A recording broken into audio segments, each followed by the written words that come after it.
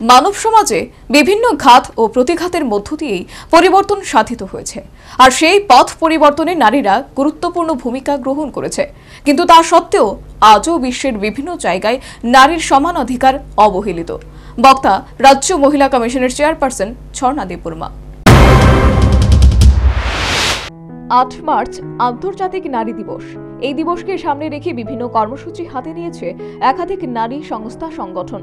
এই উপলক্ষে শুক্রবার রাজধানীতে পদযাত্রার আয়োজন করে ত্রিপুরা মহিলা কমিশন। এই পদযাত্রায় অংশগ্রহণকারী মহিলাদের হাতে ছিল বাল্যবিবাহ, নারীর মানবাধিকার লঙ্ঘন করে পণ প্রথার রোধে চাই ঐক্যবদ্ধ সামাজিক আন্দোলন, গৃহস্থ হিংসার প্রতিবাদ হোক চারিদিকে, নারী সহানুভূতি নয় স্বাবলম্বী হোক, প্রজন্ম হোক সমতার নিশ্চিত করো, সকল নারীর অধিকার ইত্যাদি প্লেকার্ড। এদিন মেলার মাঠ থেকে শুরু হয় সংশ্লিষ্ট পদযাত্রা এবং রাজধানীর বিভিন্ন পথ পরিক্রমা করে। পদযাত্রায় অংশ নিয়ে রাজ্য মহিলা কমিশনের চেয়ারপারসন ঝর্ণা দেববর্মা সমানাধিকারের প্রশ্নে মহিলাদের অকুত ভয়ে এগিয়ে আসার আহ্বান জানান। এবং মানব সমাজে বিভিন্ন সময় বিভিন্ন ঘাত প্রতিঘাতের মধ্য দিয়ে যে পথ পরিবর্তন হয়েছে, সেই পথের গুরুত্বপূর্ণ ভূমিকায় নারী অংশ গ্রহণ করেছিল, সেটা ইতিহাস বলে।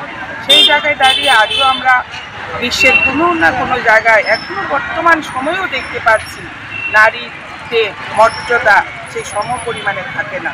সেই জায়গায় দাঁড়িয়ে 8ই মার্চ এই আন্তর্জাতিক নারী দিবস অত্যন্ত গুরুত্বপূর্ণ আমাদের নারী জাতির জন্য, নারী মাতৃজাতির জন্য।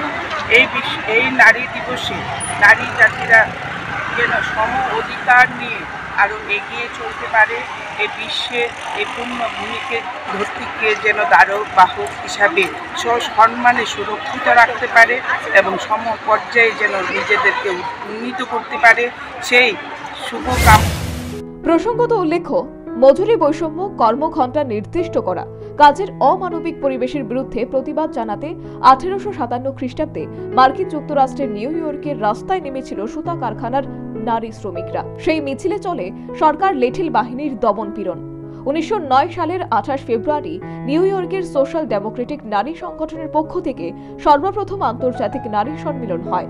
এরপর 1910 খ্রিস্টাব্দে ডেনমার্কের কোপেনহেগেনে অনুষ্ঠিত হয় দ্বিতীয় আন্তর্জাতিক নারী সম্মেলন। 17টি দেশ থেকে 100 জন নারী প্রতিনিধি এতে যোগ দিয়েছিলেন। এই সম্মেলনে প্রতি বছর 8 মার্চকে আন্তর্জাতিক নারী দিবস হিসেবে পালন করার প্রস্তাব দেওয়া হয়। সিদ্ধান্ত হয় 1911 খ্রিস্টাব্দ থেকে নারীদের সম অধিকার দিবস হিসেবে দিনটি পালিত হবে। দিবসটি পালনে এগিয়ে আসে বিভিন্ন দেশের সমাজতন্ত্রীরা।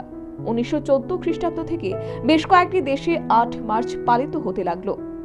অতঃপর 1975 খ্রিস্টাব্দে 8 মার্চকে আন্তর্জাতিক স্বীকৃতি প্রদান করে জাতিসংঘ। Bureau report, news vanguard.